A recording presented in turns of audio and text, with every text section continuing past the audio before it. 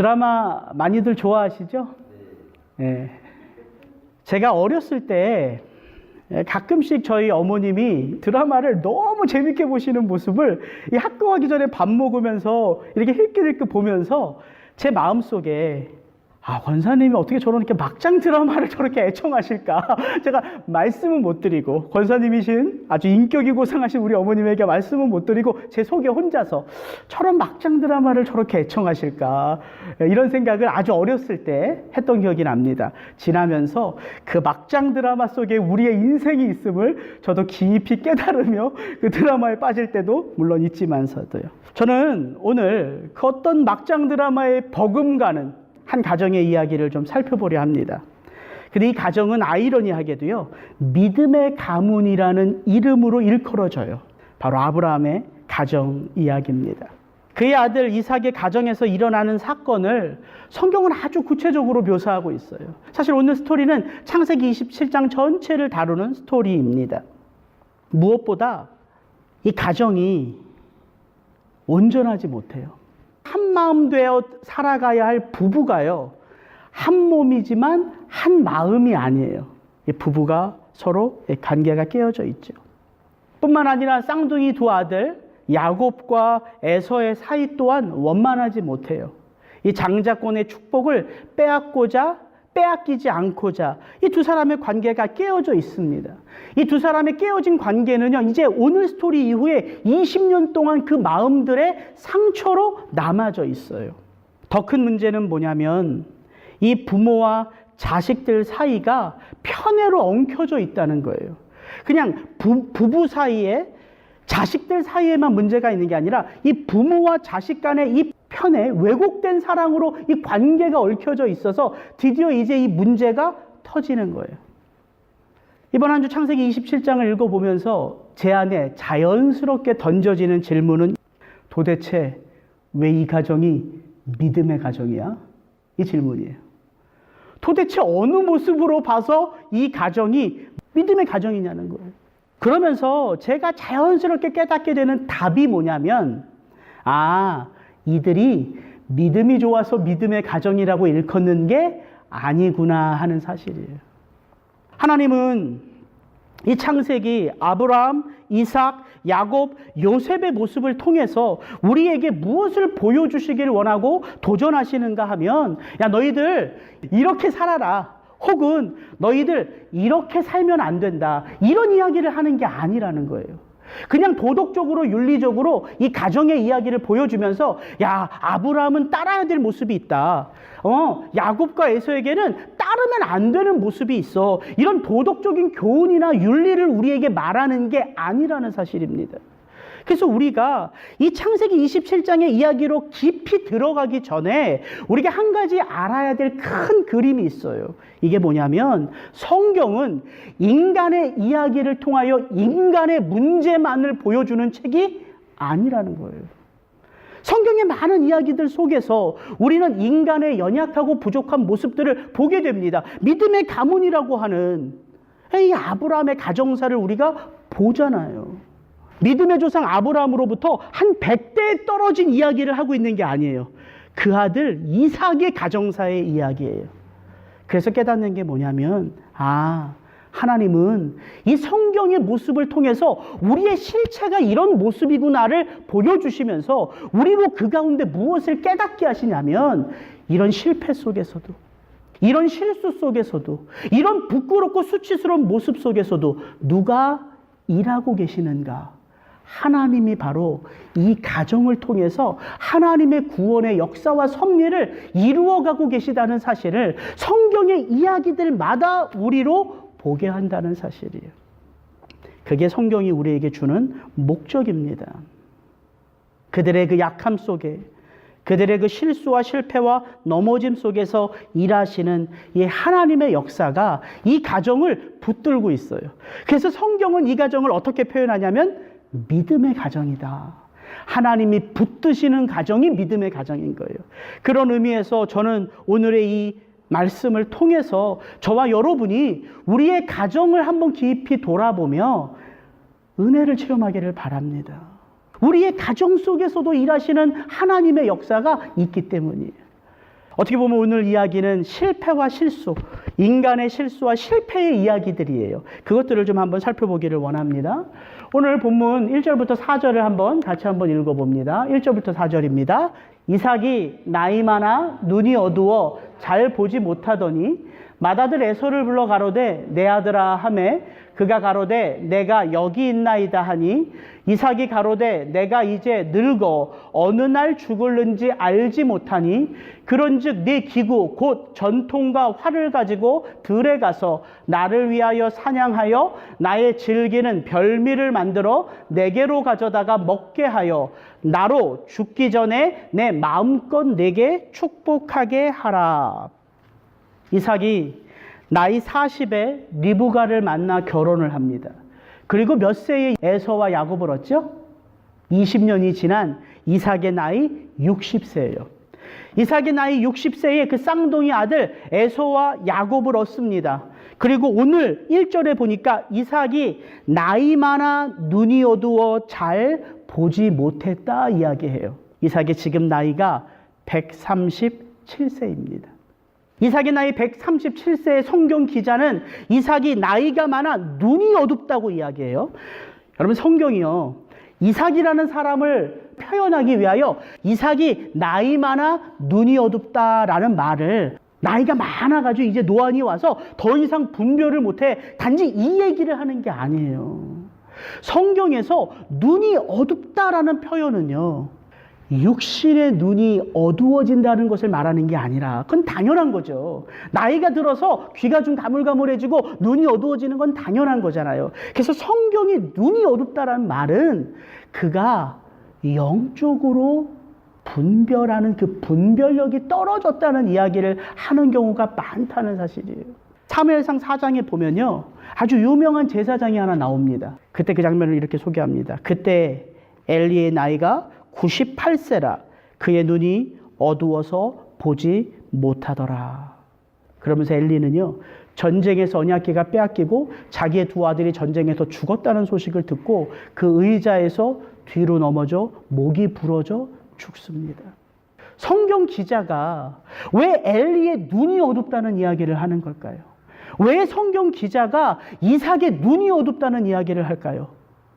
육신의 눈이 어두운 게 아니라 그가 영적으로 분별해야 할 하나님의 거룩한 제사장이고 하나님의 언약에 축복된 후손임에도 불구하고 그들이 영적으로 살지 못했다는 이야기를 우리에게 들려주는 거예요. 문제는 어디서 나와요? 영적으로 살지 못할 때 하나님의 택한 주의 백성들이 영적으로 살지 못하면 어떻게 살까요? 육적인 삶이 나오잖아요. 우리가 영과 육으로 구성된 존재예요. 우리가 육체만 존재하는 존재가 아니라 영과 육으로 존재하는 존재예요. 그래서 영이 우리의 삶을 지배하지 못하면 뭐가 우리의 삶을 지배하냐면 육이 우리의 삶을 지배하는 거예요. 오늘 창세기 27장의 이삭의 모습은 우리에게 그걸 도전합니다. 이삭이요, 오늘 1절부터 4절에 보니까 하나님의 언약을 아는 사람이 이삭이잖아요. 근데 이삭이요, 뭘 좋아해서 무엇 때문에 그 장자의 축복을 에서에게 흘려보낸다고 이야기합니까? 뭘 좋아해요? 별미를 좋아해요. 별미. 별미라고 하는 히브리어는 아주 쉬운 단어예요. 내가 사랑하는 음식이에요. 오늘 1절부터 4절까지 보면요, 어떤 단어가 강조되어 있는 것 같아요?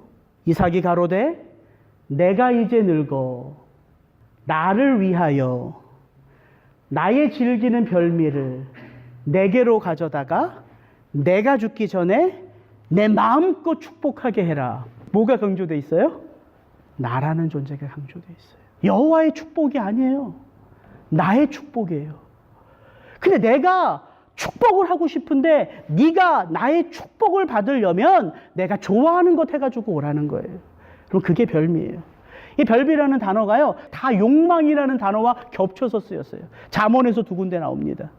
이 별미라는 단어 속에서 창세기 기자가 우리에게 도전하는 것은 지금 이삭이 이 육체로 사는 삶, 내가 좋아하는 거, 내 감각이 좋아하는 거, 내가 보고, 내가 듣고, 내가 만지고, 내가 느끼고, 이런 전체의 삶이 이삭 같지 않다는 거예요. 여러분, 이삭은 어떤 사람이었습니까? 약속의 후손으로 온 사람이었어요. 하나님의 놀라운 축복이 내 아버지 아브라함에게 어떻게 나타나는지를 보았던 자가 이삭이었고요. 하나님의 축복이 내가 파는 우물마다 어떻게 나타나는지를 경험했던 이삭이었고요. 하나님이 이삭에게 아버지에게 했던 동일한 약속의 말씀을 이삭에게도 주셨어요. 그리고 이삭의 클라이막스는 어디입니까? 그 아버지 아브라함을 하나님이 시험하실 때에 그 모리아 산에서 이삭이 하나님의 말씀을 믿고 순종했잖아요. 그리고 이삭이 40세의 리브가를 만나서 장장 20년 동안 자녀가 없음에도 불구하고 아버지가 했던 내 아내의 종을 통해서 서자를 낳는 그런 일들을 하지 않았잖아요. 하나님께 기도했다고 나와요. 왜? 하나님의 약속의 말씀을 이삭이 믿고 있었기 때문에. 근데 오늘 이삭의 모습은 어때요? 믿음의 모습이 아니에요. 성경은 우리에게 그것을 그냥 단지 게스하라고만 말하지 않고 아주 중요한 단서 하나를 보여줘요. 창세기 26장 말씀인데요. 에서가 40세에 헷족속 브리에의 딸 유딕과 헷족속 엘론의 딸 바스맛을 아내로 취하였더니 그들이 이삭과 리브가의 마음에 근심이 되었더라. 창세기 27장을 시작하기 전에 창세기 26장의 마지막 절이에요. 에서가 40세가 됐어요. 그럼 이때 이삭의 나이는 몇 살일까요? 100세죠, 100세. 창세기 26장 마지막 절과 창세기 27장 1절은 벌써 37년의 시간이 흘러가고 있는 거예요. 이삭은요, 리브가를 어디서 아내로 얻었을까요? 아브라함이요, 가나안 땅에 살아요. 하나님의 약속의 땅 가나안 땅에 사는데 아브라함의 마음 가운데 믿음이 살아있어요. 내 아들, 약속의 아들 이삭은 이 가나안 땅의 여인에게서 아내를 주지 않겠다는 거예요. 그래서 어디서 이 이삭의 아내인 리브가를 데리고 와요? 하란이라고 하는 그의 고향, 그의 친족들에게서 리브가를 데리고 와요. 이게 믿음이 살아있다는 거예요. 약속의 후손인 내 아들에게는 하나님이 기뻐하시는 온전한 믿음의 가정을 이루기 위하여 아브라함은 그 고향 친척에 있는 곳으로 가서 리브가를 데리고 와요. 이삭의 모습은 어때요? 아들이 누구를 만나든 어떤 가정을 이루든 이삭의 마음속에는 관심이 없었어요. 그때 비로소 근심되었다는 거예요. 이게 이삭의 모습이라고요. 성경이 우리에게 도전하는 것은 하나예요. 놀라운 하나님의 음성을 들었다고 해서, 하나님의 역사를 보았다고 해서, 그 약속대로 기도했다고 해서 우리의 믿음이 처음부터 끝까지 계속 지켜지는 것이라고 말합니까? 아니에요. 우리라는 존재는요, 감각적인 것에 민감한 존재예요. 이게 뭘 말하냐면요, 내가 본 것, 내가 듣는 것, 내가 만지는 것, 내가 느끼는 것, 내가 생각하는 것, 이것들이요, 우리의 삶에 영향을 미친다고요. 그래서 우리가 생각보다 뭘 보고, 뭘 듣고, 뭘 나누고, 뭘 생각하는지가 우리의 삶 속에 너무나 중요해요. 잘못된 사람 계속 잘못된 거 보면요, 나도 잘못되게 되어 있어요. 우리가 뭘 봐야 되는지, 우리가 뭘 들어야 되는지, 우리가 뭘 생각하고 뭘 나누어야 되는지 이삭의 모습이 우리에게 그것을 보여준다는 사실이에요. 이삭이 어떻게 속임을 당합니까? 눈이 어두워서요, 소리로 들어요. 야곱이 형 에서의 목소리를 내요. 근데 그게 돼요?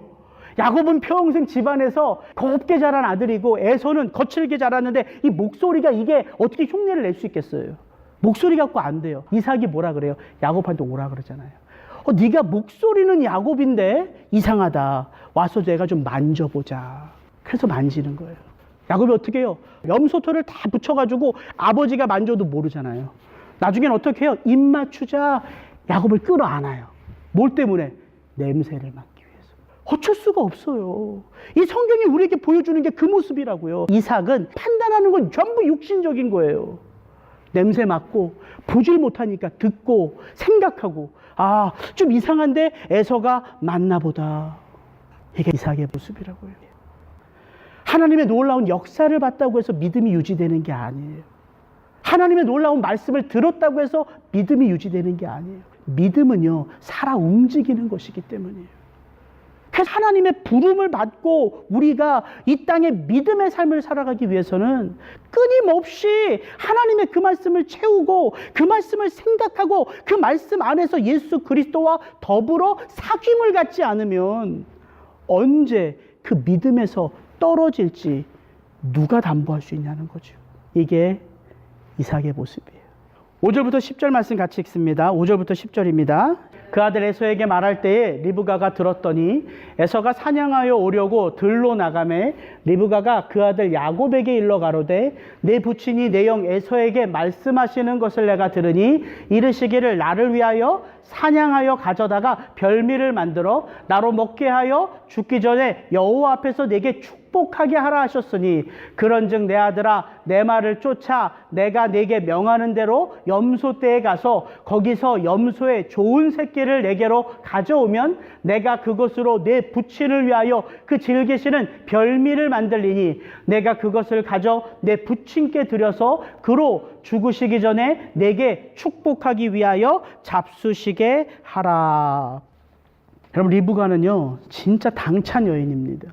리브가는요 아브라함에게 들은 것이 아니라 이삭을 본 것이 아니라 아브라함의 종의 이야기를 듣고 이삭을 만나기 위하여 그 1000km를 걸어 이삭의 신부가 되고자 여정길을 떠난 여인이에요.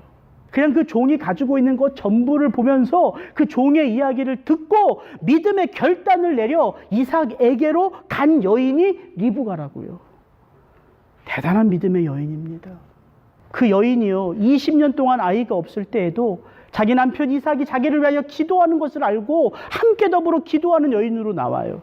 그리고 그 여인이 드디어 임신을 하고 나서 하나님의 음성을 듣죠.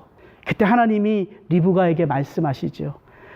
큰 자가 작은 자를 섬기리라. 여러분 이 리브가가요 이 말씀을 붙들고 살아왔어요.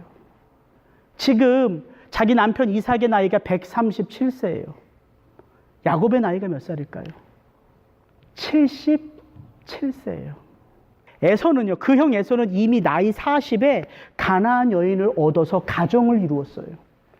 그냥 그 이후로 37년 동안 야곱은요, 결혼을 안 하고요, 지금 엄마 옆에 꽁꽁 붙어 있으면서 뭘 지금 기대하고 있어요? 그가 희미하게 바라보는 그 하나님의 축복에 대한 갈망으로 똘똘 뭉쳐져 있는 거예요. 야곱이. 리브가의 마음이 얼마나 안타깝겠어요. 큰 자가 작은 자를 섬기면 내가 지금 편애하고 있는 이 야곱을 통해서 하나님의 축복이 흘러가야 되는데 지금 야곱은 이렇게 결혼도 못하고 내 품에 이렇게 붙어 있는 거예요. 그때 리브가가 자기 남편 이삭이 에서에게 하는 이야기를 들은 거예요. 리브가 마음속에 이 사람이 노망이 들었나? 하나님 어떤 언약을 왜 자기가 깨트리고 왜 첫째 에서에게 축복을 한다고 해? 리브가의 마음 가운데 어떤 마음이 들었을까요? 조급한 마음이 들었겠죠. 염려하는 마음이 들었겠죠. 불안한 마음이 들었겠죠. 창세기 27장의 스토리는요, 야곱이 주인으로 이 이야기를 끌어가지 않습니다. 리브가가 이 모든 이야기를 끌어가고 있어요. 이삭의 이야기를 들은 게 누구예요? 리브가예요. 야곱에게 아버지를 어떻게 속여야 되는지 가르쳐 주는 거 누구예요? 리브가. 이 일들이 어떻게 끝나요? 결국은 야곱이 속여서 축복을 빼앗죠. 축복을 빼앗고 나서 그 다음에 누가 들어와요? 에서가 들어와서 별미를 아버지한테 바치잖아요. 아버지가 깜짝 놀라죠. 이게 무슨 일이냐? 이미 내 아들 에서가 들어와서 모든 축복을 받아 누렸는데, 그때 에서가 어떻게 해요? 분노를 가지고 있죠. 그리고 나서 어떤 마음을 가져요? 이제 아버지 죽을 때가 가까웠으니까 아버지가 돌아가시는 그날 내가 야곱을 죽여버리겠다. 그거 누가 들어요? 리브가가 들어요. 리브가가 어떻게 해요? 야곱을 오라비 라반이 있는 밧단 아람으로, 하란으로 야곱을 보내는 것도 리브가예요. 이 이야기의 모든 스토리를 누가 끌고 가요? 성경을 보니까 리브가더라고요. 여자는 약하지만 누구는 강하다? 어머니는 강하다. 야곱이요, 엄마 이야기를 듣고 주춤주춤해요. 아버지가 내 목소리 이거 알아차릴 텐데. 오히려 아버지한테 섣부르게 아버지를 속이려고 했다가 저주를 받으면 어떻게 합니까? 어머니한테 얘기해요. 그때 리브가가 뭐라고 그러냐면요, 내 저주를 내게 돌리겠다고 말해요. 내 아들아, 너의 저주는 내게로 돌리리니 내 말만 쫓고 가서 가져오라. 저는 이 말을 딱 듣고 나서 진짜 아버지하고 어머니가 이렇게 다르구나. 저는 이렇게까지 극성이지는 못할 것 같아요. 그래서 느끼는 거는 어머니의 사랑이에요. 41절에 보면요, 더 재밌는 이야기가 있어요. 그 아비가 야곱에게 축복한 그 축복을 인하여 에서가 야곱을 미워하여 어떻게 해요? 심중에 이르기를 아버지를 곡할 때가 가까웠은즉 내가 내 아우 야곱을 죽이리라 하였더니, 어디에서 하는 말이에요? 심중에, 마음속에 다짐했던 이야기예요. 근데 그 다음 표현 어떻게 나와요? 맏아들 에서의 이 말이 리브가에게 들리매. 야, 엄마는 이런 사람이구나. 입 밖에 내지 않아도 들을 수 있는 게 엄마구나. 제가 한참 웃었다니까요. 이 표현 너무 웃기지 않아요? 에서가 심중에 하는 말이 어떻게 리브가의 귀에 들려요? 에서의 모습만 봐도 그가 무엇을 할지 리브가가 알았다는 거예요. 깨달았다는 거예요. 그게 어머니라니까요. 제가 적용했어요. 아내 말 잘 듣자. 하지 않는 내 마음속에 품은 것까지도 밝혀내는 이 여인을 어떻게 해요? 말 잘 들어야죠. 순종해야지. 여러분, 이게 엄마예요. 너무 쉽게 알 수 있어요. 애들이 울잖아요. 아빠는 뭘 안 하면요, 사실을 알아요. 애가 운다. 엄마는 뭘 하는지 아세요? 애가 배고파서 우는지 똥을 싸서 엉덩이가 헐어서 우는지를 아는 게 엄마라고요. 정확히 아내가 얘기해요. 여보, 우유 줘. 어느 때는 그래요. 여보, 기저귀 갈아. 해보면 맞아요. 맞아. 여러분, 이 스토리를 잘 보세요. 이삭의 실수의 이야기예요. 리브가 어떻게 보면 급해서 조급한 마음에 하나님의 언약의 흐름이 지금 왜곡되어 가는 것을 막기 위하여 리브가의 마음이 조급해요. 여러분, 도덕적으로 보면, 윤리적으로 보면 이 리브가의 행동이 잘한 것입니까? 잘못된 것입니까? 잘못된 거지요. 도덕적으로, 윤리적으로 보면 리브가는 남편을, 하나님의 이름을 팔아 속인 거예요. 자기 아들에게 아버지를 속이도록 도와준 거예요. 도덕적으로, 윤리적으로 보면 죄예요. 그럼 성경은 어떻게 볼까요? 리브가가 잘못했다, 잘못하지 않았다 성경이 말할까요? 성경은 코멘트를 하지 않아요. 리브가의 행동에 대해서 성경은 전혀 코멘트를 하지 않아요. 우리의 믿음이 무엇인지를 보게 하는 거겠죠. 근데 한 가지 안타까운 건 있어요. 오늘 이 45절에 보면 내 형의 노가 풀리기까지 몇 날 동안 가서 있어라. 이게 리브가의 마음이에요. 야곱아, 형이 너무 분노하고 이 분노를 다스리질 못하니까 너 우리 오라비 집에 가서 몇 날만 좀 버티고 있으면 내가 다시 불러오마. 이게 리브가의 말이었어요. 이후에 리브가는 야곱을 다시 보지 못합니다. 이렇게 떠난 야곱은 20년 동안 돌아오질 않아요. 후에 야곱이 돌아올 때 리브가는 없어요. 저는 그렇게 생각해요. 리브가 참 당찬 믿음의 여인이다. 어떻게 보면 이 여인 때문에 하나님의 축복이 제대로 흘러가는 데 있어서 이 여인이 쓰임받는 믿음의 여인이에요. 그러나 안타까움이 너무 많아요. 믿음의 여인으로 쓰임받은 건 분명한데 리브가에게 인내하는 믿음이 있었다면 어떻게 되었을까요? 당찬 믿음만이 아니라 인내하는 믿음. 이삭이 언제 죽는지 아세요? 이 스토리가 있는 후에 43년을 더 살아요. 이삭은 180세에 죽어요. 야곱과 에서의 삶도 마찬가지예요. 야곱, 축복에 대한 갈망이 많아요. 그래서 결국은 축복을 받아냈어요.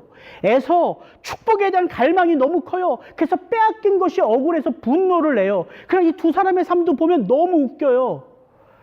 야곱은 축복을 아버지로부터 받았어요. 근데 어떤 삶을 살아요? 번성하고 누리고 야곱을 통해서 놀라운 복이 흘러가요? 아니요.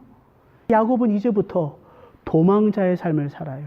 축복을 빼앗았다고 분노했던 에서의 삶은 어떨까요? 야곱이 없는 이 집안의 모든 건 누구의 거예요? 에서의 거예요.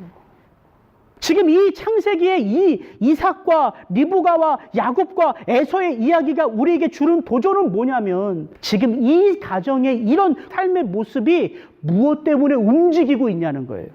그럼 무엇 때문에 이 가정이 지금 이렇게 움직이고 있어요? 한 단어로 말하면 복이에요. 복. 그 복을 빼앗고 그 복을 제대로 전하고 그 복 때문에 이 이야기 전체가 흘러가고 있어요. 그러나 모든 사람들은 복의 실체가 뭔지를 몰라요. 이 가정에 오직 하나의 말씀이 흘러가고 있다는 것은 그게 뭐냐면 큰 자가 작은 자를 섬기리라. 이삭과 리브가와 야곱과 에서의 그 모든 실패와 실수와 넘어짐 속에서도 무엇이 온전하게 흘러가고 있어요? 하나님의 약속의 말씀이 온전하게 그 가정을 통해서 흘러가고 있어요. 그때 왜 창세기 기자가 이 가정의 이야기를 우리에게 이렇게 자세하게 설명하고 있는지를 알겠더라고요. 무엇이 진정한 복인지를 또 알려주는 거예요. 야곱은요, 그의 인생 가운데 그를 통해서 민족이 생기고 이런 거 몰랐어요. 그는 이제부터 도망자의 신세가 되었다니까요. 20년 동안 자기보다 더 교활하고 더 악한 누구 만나요? 삼촌 라바 만나잖아요. 아내를 얻기 위하여 14년을 노동을 했다고 말해요. 그때 알겠더라고요. 복이 뭔지. 뭐가 복이냐면요. 야곱과 에서가 그렇게 받기를 원했고 누리기 원했던 게 복이 아니라 복은 하나님이 지금 아브라함을, 이삭을, 야곱을, 요셉을 하나님이 택하셔서 하나님의 말씀이 그들의 삶을 통해서 흘러가게 하세요. 그러면서 하나님이 하시는 게 뭐냐면 이 놀라운 축복을 받을 만한 존재로 아브라함이, 이삭이, 야곱이, 요셉이 하나님의 이 놀라운 복을 받을 수 있는 존재로 빚어져 가고 있다는 거예요. 그게 복이라고요. 하나님과 더불어 함께함으로 하나님이 원하시고 기뻐하시는 하나님의 형상을 닮은 존재로 회복되어져 가는 것, 그게 복이에요. 그래서 그 이야기를 하나님이 이 이삭의 가정의 이야기를 통하여 우리에게 허락하고 있다는 사실이죠. 그래서 우리가요, 도대체 그럼 우리 가정의 존재 목적이 뭐냐? 이게 오늘 설교의 주제예요. 내 인생의 울타리. 우리 가정은 그럼 내가 지금 함께 살아가고 있는 이 가정은 도대체 뭔가? 바로 이 놀라운 하나님의 역사를요, 우리는 가정에서 보는 거예요. 이 가정에서. 나와 남편의 관계를 통해서, 나와 자녀들과의 관계를 통해서, 그 자녀들의 관계를 통해서 이 관계 속에서 하나님이 어떻게 이 실수와 실패와 넘어짐과 수치와 부끄러움 속에서 하나님만이 온전하신 분으로 드러나고 있다는 것을 우리에게 보여주고 있다고요. 이것을 세상에서 보여주지 않죠. 왜? 이건 너무나 친밀한 일이기 때문에. 가장 친밀한 공간이 어디예요? 우리 가정 아닙니까? 함께 부름을 받은 이 교회 아니에요. 이 가장 친밀한 곳에서 하나님은 당신이 온전히 유일하게 존재하시는 아버지로 이렇게 드러나시는 거예요. 그래서 여러분, 수치스럽고 부끄러운 우리 가정사요, 전혀 수치스러워하고 부끄러워하실 필요 없어요. 왜? 그게 성경이 말하는 우리의 모습이기 때문에. 이게 이삭의 가정의 모습이에요. 여러분이 자꾸 그것을 수치스러워하고 부끄러워하고 가리려고 하잖아요. 그럼 어디로 가는지 아세요? 먼저는 이 수치스럽고 부끄러운 일을 해결할 수 없는 나의 무능함이 나를 향하여, 나를 낙심하게 만드는 거예요. 나는 도대체 힘이 없어. 바꿀 수 있는 능력이 없어. 나를 향해요. 거기서 한 걸음 더 나가면은 왜 너는 그렇게 살아? 왜 당신은 그렇게 살아? 이제 우리의 가족을 향해요. 그럼 나중에는 어디로 가는지 알아요? 그게 하나님으로 가는 거예요. 왜 내게 이런 가정을 주셨어? 왜 내게 이런 상황을 주셨어? 왜 내게 이런 문제를 주셨어요? 하나님, 당신이 문제입니다. 이렇게 간다고요. 나를 원망하고, 가족을 원망하고, 하나님을 원망해요. 좋아하는 사람은 사탄밖에 없어요. 그래서 이 이삭의 가정의 스토리를 통해서 우리가 깨닫는 것은 이거예요. 우리 가정에 일어나는 부끄럽고 수치스러운 일들을 인정하는 거예요. 인정. 왜? 부끄럽고 수치스럽지 않다고 해서 우리 가정이 놀라운 역사를 이뤄내는 게 아니기 때문이에요. 역사는 뭐냐면 하나님이 드러나시는 거예요. 하나님이 드러나시는 거예요. 부끄럽고 수치를 통해서도 하나님이 드러나고 세상 사람들이 부러워하고 좋아하는 삶 속에서도 하나님이 드러나시는 게 믿음의 가정이라는 거예요. 왜? 하나님이 이 가정을 붙드시기 때문에. 성경은 우리에게 그 이야기를 해줘요. 도덕적인 교훈 말하지 않는 거예요. 윤리적인 교훈을 말하는 게 아니에요. 모든 성경의 스토리 속에서 어떻게 하나님이 드러나시는지를 보여주는 거예요. 어떻게 우리 믿음의 선배들이 그 약속의 말씀을 붙들고 하나님만이 나의 모든 것 되심을 보여주는지의 그 삶을 우리가 성경을 통해서 보게 되는 거예요. 그래서 우리가 주일날 이 말씀 듣는 거예요. 창세기 이삭의 스토리에서 어떻게 하나님이 드러나시는지를 알기 위해서. 이제 다음 주 야곱의 스토리도 마찬가지예요. 너희가 거듭난 것이 썩어질 씨로 된 것이 아니요 썩지 아니할 씨로 된 것이니 하나님의 살아있고 항상 있는 말씀으로 되었느니라. 그래서 믿음은 말씀으로 오는 거예요. 믿음이 있어야지만 하나님의 일하심을 볼 수 있기 때문에. 믿음을 어디서 받아요? 듣는 말씀으로. 잘 보세요. 주의 말씀은 세세토록 있도다 하였으니 너희에게 전한 복음이 곧 이 말씀이니라. 복음 듣고 구원 받았으면 됐다고요? 그 밑에 보십시오. 갓난아이들 같이 순전하고 신령한 젖을 사모하라, 말씀을 사모하라는 거예요. 이는 이로 말미암아 너희로 구원에 이르도록 자라게 하려 함이라. 저기 뒤에서 말하는 구원이 뭐예요? 너희의 구원의 시작뿐만 아니라 너희 구원의 완성도 이 말씀으로 비롯되는 것이다. 복음으로 비롯되는 것이다. 이야기를 우리에게 성경은 해주는 것입니다. 저는 저와 여러분들이 이 스토리 안에 빠져들기 전에 더 크신 하나님의 마음을 보았으면 좋겠어요. 우리의 수치, 우리의 실패, 우리의 넘어짐, 우리의 부끄러움까지도 하나님이 붙들고 계시기에 우리 가정은 믿음의 가정이에요. 믿음으로 똘똘 뭉쳐서 믿음의 가정이 아니라 하나님이 우리를 믿어주시고 이 가정의 그 실수와 넘어짐을 통해서도 하나님의 약속을 흘려보내기에 믿음의 가정인 것입니다. 그런 의미에서 저와 여러분의 가정은 믿음의 가정인 거예요. 저는 오늘 이 말씀을 통해서 여러분이 그 위로를 하나님으로부터 받으시기를 주의 이름으로 축복합니다. 같이 기도하겠습니다.